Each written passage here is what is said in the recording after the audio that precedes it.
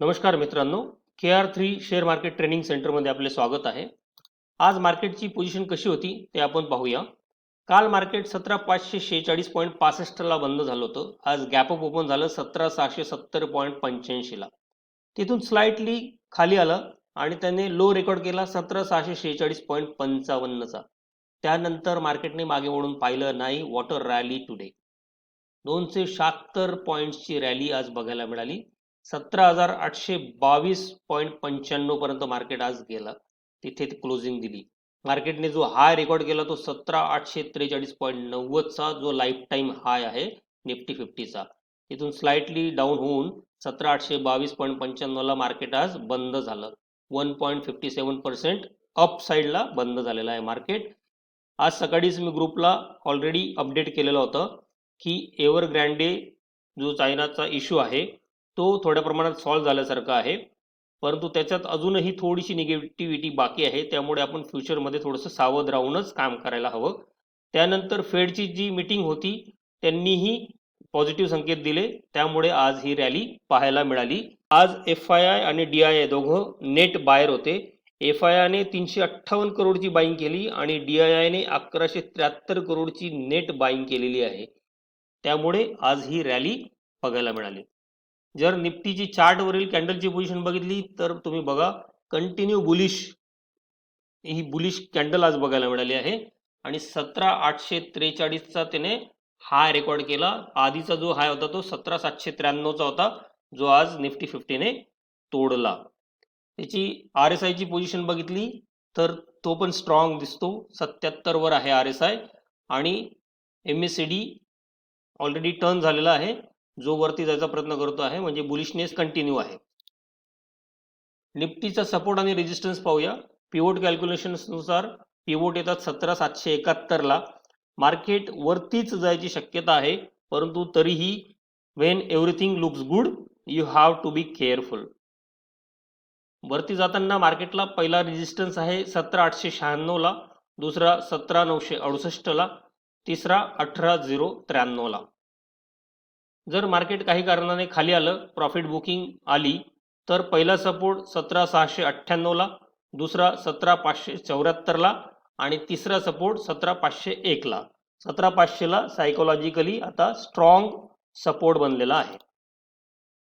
PCR बाबत काल मी 0.7 चा स्टँडर्ड फॉर्म्युला सांगितला होता, परंतु तरीही काही लोक कन्फ्यूज होते. मला काही क्वेरीज आल्या होत्या, तर मी आज तो व्यवस्थित समजावून देतो. या PCR वर मी एक स्पेशल व्हिडिओ घेऊन येणार आहे, तो तुम्हाला लवकरच बघायला मिळेल. परंतु आज त्याचं एक छोटंसं इनपुट देतो की एक हा PCR जो असतो तो पुट टू कॉल रेशो असतो. म्हणजे पुट वरती आणि त्याला डिवाइड बाय कॉल केलं तर जो रेशो निघून येईल त्याला PCR म्हणतात. एक पेक्षा जास्त म्हणजे पुट जास्त बाय केले जातात, म्हणजे पुट विकणारे पण जास्त आहेत, कारण की दोन्ही लोक कॉन्ट्रॅक्ट घेतात. एक विकतो, एक घेतो. एक घेणारा असला तरच एक विकणारा असेल, बरोबर. मग याचा अर्थ होतो की मार्केटमध्ये निगेटिव्ह सेंटिमेंट जास्त वाढत आहेत, वरती वरती वरती वरती जात आहेत. आणि जेव्हा एखादी गोष्ट खूप टोकाला जाते तेव्हा तिथे काय होतं, ते रिव्हर्स होतं. आणि म्हणजे इथे जो नेमका अर्थ असतो आपल्याला तो उलट अर्थ घ्यावा लागतो. जर जास्त पुट विकणारे असले तर PCR वाढेल व मार्केट बुलिश होईल, कारण पुट विकणारे मार्केट वर जाईल असा संकेत देतात. जास्त पुट असले तर ते मार्केटला सपोर्ट म्हणून काम करतात. मग PCR more is equal to bullish. म्हणजे जर PCR जास्त दिसलं तुम्हाला 1.2 1.3 1.4 असं जर दिसायला लागला तर त्याचा अर्थ बुलिशनेस वाढतो आहे, मार्केट वर जायचे संकेत आपल्याला मिळत आहेत. PCR जर एक पेक्षा कमी म्हणजे 0.9 0.7 0.6 असं जर दिसायला लागला तर कॉल जास्त घेतले जात आहेत. म्हणजे बाय करणारे पण जास्त आहेत, विकणारे पण जास्त आहेत. त्याच्यामुळे ते कॉन्ट्रॅक्ट वाढत जातात आणि तिथे पॉझिटिव्ह सेंटिमेंट बनत आहेत, बरोबर. परंतु खूप पॉझिटिव्ह सेंटिमेंट झाले तर काय झाले, खूप कॉन्ट्रॅक्ट झाले. मग इथे नेमका उलटा अर्थ निघायला लागतो. आणि जर जास्त कॉल विकणारे असले तर PCR कमी होईल आणि मार्केट बेरिश होईल. कॉल विकणारे मार्केट खाली राहील असा संकेत देतात. जास्त कॉल असले तर ते मार्केटला रेजिस्टन्स म्हणून काम करतात. म्हणजे पुट्स जास्त दिसले तर ते सपोर्ट म्हणून काम करतील, जास्त कॉल असले तर ते रेजिस्टन्स म्हणून काम करतात. PCR less is equal to bearish. आता आपण निफ्टीचे पुट्स आणि कॉल्स वीकली आणि मंथली आता सेमच आहे. आता जो 30 सप्टेंबरला शेवटची एक्सपायरी आहे त्यामुळे हे दोन्ही सेम आहेत. तर आपण मंथलीच पाहूया. तुम्ही जर बघाल तर अजूनही 17,200 पासून 18,500 पर्यंत कॉल रायटिंग आणि पुट रायटिंग चालू आहे. बघा 18,500 ला सुद्धा कॉल रायटिंग सुरू झाली. याचा अर्थ काय आहे की लोक आता 18,500 पर्यंत मार्केटला पाहायला लागलेले आहेत. 18,000 ला आणि 18,500 ला मॅक्सिमम कॉल रायटिंग झालेली आहे आणि 17,500 मॅक्सिमम पुट रायटिंग झाली आहे. म्हणजे 17,500 पासून तर 18,500 पर्यंतची आता रेंज निघून येते आहे. 17,700 17,800 इथे तुम्हाला कॉल आणि पुट दिसत आहेत. 17,800 ला स्ट्रॅडल आहे, तिथे कॉल्स आणि पुट्स ऑलमोस्ट सेम लिहिले गेलेले आहेत. म्हणजे मार्केटची जी रेंज दिसून येते ती आपल्याला जर ब्रॉड रेंज पाहिली तर 17,200 पासून 18,500 पर्यंत, परंतु शॉर्ट रेंज जी आहे आता 17,500 ते 18,500च्या दरम्यान मार्केट राहू शकेल असे संकेत आहेत. परंतु जसं मी आधी सांगितलं की जेव्हा सगळीकडे ग्रीनरी दिसते तेव्हा आपण कॉशियस राहायला पाहिजे. जेव्हा सगळेजण बाय करत असतात तेव्हा आपण थोडी थोडी प्रॉफिट बुकिंग करायला हरकत नाही. लॉंग टर्मचे असतील तर राहू द्या, परंतु जर तुम्ही स्विंग ट्रेडर असाल तर थोडी थोडी प्रॉफिट बुकिंग करत राहा. निफ्टीचा जो पीसीआर आहे आता तो 1.32 दाखवतोय. म्हणजे काय की आता पुट्स जास्त आहेत कॉल्स पेक्षा, त्यामुळे तिथे आता तुम्हाला बुलिशनेस दिसतोय.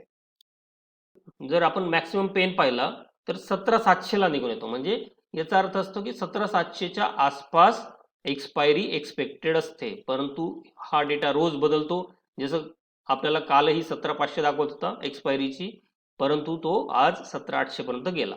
तर चांगल्या न्यूज आल्या तर हा डेटा इनव्हॅलिड होतो, तिथे नवीन कॉन्ट्रॅक्ट लिहिले जातात आणि रॅली कुठल्याही साईडला येऊ शकते. परंतु जर सर्व सेम राहिलं, कुठली बॅड न्यूज नसली, गुड न्यूज नसली, तर 17,700च्या आसपास मार्केट बंद होईल एक्सपायरीच्या दिवशी, असा त्याचा अर्थ आहे. मंथली सेमच आहे 17,700 ला. मंथली आणि वीकली आता शेवटचा वीक असल्यामुळे सेमच डेटा दिसतो. निफ्टी बँकची पोझिशन कशी होती ते बघूया आपण आता.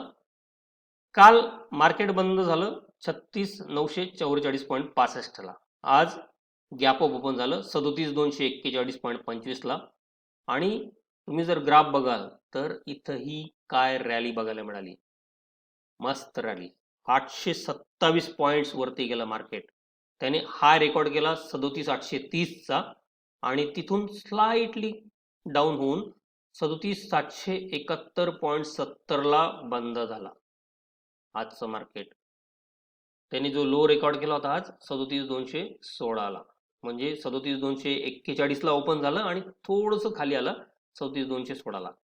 तर 2.24% ने आज निफ्टी बँक बंद झाला.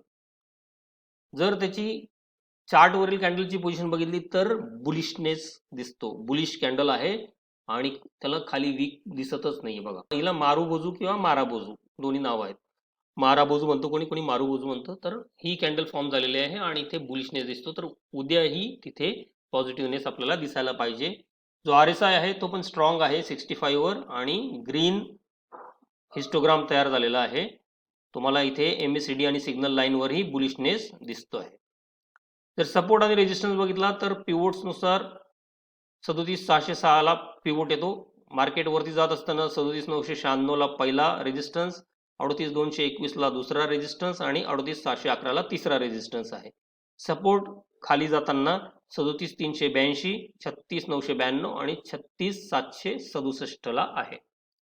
तर त्यांचा जर आपण पुट कॉल रेशिओ बघितला तर 0.91 इथे दिसतो आहे, ऑलमोस्ट 1 आहे, म्हणजे न्यूट्रल दाखवतो तो. परंतु तरीही 37,800 ला कॉल्स जास्त आहेत आणि जो पुट आहे तो 37,700 ला आहे. म्हणजे जवळपास 100 पॉईंटच्या दरम्यान कॉल्स आणि पुट जास्त राईड झालेले आहेत. त्यानंतर 38,000 ला कॉल्स जास्त राईड केलेले गेलेले आहेत. ब्रॉड रेंज पाहिली तर 37,100 पासून 38,400 पर्यंत पुट्स आणि कॉल्स राईड झालेले आहेत. परंतु शॉर्ट टर्म साठी म्हणजे उद्या परवा पर्यंत 37,500 ते 38,000च्या दरम्यान आपल्याला हे पुट्स आणि कॉल्स जास्त राईड झालेले दिसत आहेत. परंतु उद्याही पॉझिटिव्हनेस एक्सपेक्टेड आहे, परंतु कधीही प्रॉफिट बुकिंग येते आणि मार्केट निगेटिव्ह होऊ शकतं. मॅक्सिमम पेन जर पाहिला तर 37,700 वर आहे, म्हणजे जी मंथली एक्सपायरी आहे ती 37,700च्या आसपास होऊ शकते, परंतु हा डेटा आधी मेन्शन केल्याप्रमाणे चेंज होत राहतो. मंथली आणि वीकली सेमच आहे शेवटचा आठवडा असल्यामुळे. निफ्टी 50चे जे टॉप गेनर्स आहेत त्यामध्ये आज जर बघाल तुम्ही तर बजाज फिन्सर्व आज खूप जोरात पडत होता आणि आज रेस लागली होती, शर्यत लागलेली होती की तू पुढे का मी पुढे. हिंदाल्को बघा 4.49%, LT 3.72, Tata Motors 3.51, Coal India 3.33. अशा पद्धतीने जेव्हा रेस चालू होते तेव्हा मार्केट बुलिश होतं. आणि HDFC बँकेत दुपारून न्यूज आली की त्यांनी जी कोविड त्यांची जी परिस्थिती होती तिथे ते अचीव केलेलं आहे, ते तिथे पोहोचून गेले परत नॉर्मल परिस्थितीला. आणि त्यामुळे HDFC बँक दुपारून चांगला गेला. तो पडायला लागल्यामुळे त्याच्यासोबत बाकीचे बँक्सही ICICI वगैरे कोटक वगैरे जोरात वरती जायला लागले. जे टॉप लुजर्स होते त्यामध्ये HDFC लाईफ 1% आज पडला होता, त्यानंतर बाकी सर्व 1% पेक्षा कमी पडलेले होते. जर सेक्टर परफॉर्मन्स बघितला तर निफ्टी रियालिटीने आज कमाल केली. निफ्टी रियालिटी 8.66% अप होता. त्यानंतर प्रायव्हेट बँक्स आणि निफ्टी बँक जे आहेत दोन्ही PSU आणि प्रायव्हेट बँक दोन्ही अप होते, त्यामुळे निफ्टी बँकने आज 2.24%चा हाय रेकॉर्ड केला. फायनान्शियल सर्व्हिसेस जे आहेत ते पण आज 2.28% अप होते. IT पुन्हा सेम 1.08. निफ्टी मीडिया खूप रनअप झालेला आहे, फक्त तोच आज निगेटिव्ह मध्ये होता. अकाउंट ओपन करण्यासाठी ही लिंक जर वापरली तर तुम्हाला व्हॉट्सअप ग्रुपवर एक्स्ट्राचे मार्गदर्शन मिळत असते. आज मी तुमच्यासाठी 2 स्टॉक घेऊन आलेलो आहे. त्याच्यामध्ये पहिला जो मी रिकमेंड करेल तो आहे HDFC बँक. HDFC बँक जसं मी ऑलरेडी सांगितलं की प्री कोविड त्यांची जी परिस्थिती होती ती त्यांनी अचीव केलेली आहे पुन्हा. आणि HDFC बँकने आज चांगली मुवमेंट दिलेली आहे.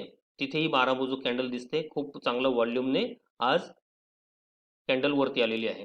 आणि मागचे 2-3 दिवसाचा जो हाय होते ते त्यांनी ऑलरेडी ब्रेक केलेला आहे. तर उद्याही याच्यात थोडीशी पॉझिटिव्ह सेंटिमेंट्स राहू शकतात. आणि याचा जो हाय आहे याचं जर आपण फंडामेंटल चेक केले तर तुम्ही बघाल की हा मागील एका वर्षात 1641 रुपयापर्यंत जाऊन आलेला स्टॉक आहे आणि तो तुम्हाला आज 1570 ला मिळतोय. म्हणजे अजूनही जवळपास त्याच्यामध्ये 70 रुपये अपसाईड बाकी आहे. त्याची इंट्रिन्सिक व्हॅल्यू चांगल्या स्टॉकची नेहमी हाय असते, रिटर्न्स चांगले आहेत, कुठलीही बँक आता डिव्हिडंड जास्त देत नाही, एंट्री पॉईंट चांगली आहे, तो ओव्हरबॉट झोनमध्ये नाही आणि त्याच्यावर कुठलाही रेड फ्लॅग नाही. म्हणून हा स्टॉक तुम्ही जर काही दिवसांसाठी घेऊन ठेवला तर 1570 पासून 1641 पर्यंत तो अचीव करू शकतो. काही कारणाने प्रॉफिट बुकिंग आली तर थोडंसं तुम्ही होल्ड करू शकतात, परंतु HDFC बँक लॉंग टर्मला चांगली बँक आहे, टॉप मोस्ट बँक आहे. नंतर दुसरा जो स्टॉक आहे तो टाटा मोटर्स. टाटा मोटर्समध्येही आज चांगली रॅली बघायला मिळाली आणि त्याने मागच्या वीकचा जो हाय होता 15 दिवसापूर्वीपासूनचा, म्हणजे जवळपास आता असं म्हणूया आपण हा एक पूर्ण महिना इथलं हाय त्यांनी ब्रेक केला आणि त्याच्यात आज मुवमेंट आलेली आहे. तर तो 330 पर्यंत जाऊ शकतो, 332 पर्यंत काही दिवसातच. मात्र त्याचे रिटर्न्स वर्सेस जे FD रेट आहेत ते चांगले नाही आहेत. फॉरेनमध्ये यांचे जे जॅग्वारच्या कंपन्या आहेत, ज्या जॅग्वारचे मॉडेल्स आहेत ते जास्त चालत नाही, त्यामुळे यांचं जास्त ग्रोथ होत नाही. परंतु एंट्री पॉईंट चांगली आहे आणि त्याच्यावर कुठलाही रेड फ्लॅग नाही, त्यामुळे थोड्या दिवसांसाठी हा ठेवून तुम्ही याच्यात शॉर्ट टर्मला 5 ते 10% नफा कमवू शकता. याचा जर हाय पाहिला तर 360 पर्यंत हा गेलेला आहे आणि आज तुम्हाला 321 ला तो मिळतो आहे. तर 360 पर्यंत जरी गेला तरी 40 रुपयाची मुवमेंट आपल्याला मिळू शकते. जर तुम्हाला हा व्हिडिओ आवडला असेल तर प्लीज लाईक करा, कमेंट करा, शेअर करा आणि चॅनलला सबस्क्राईब करा. Thank you very much.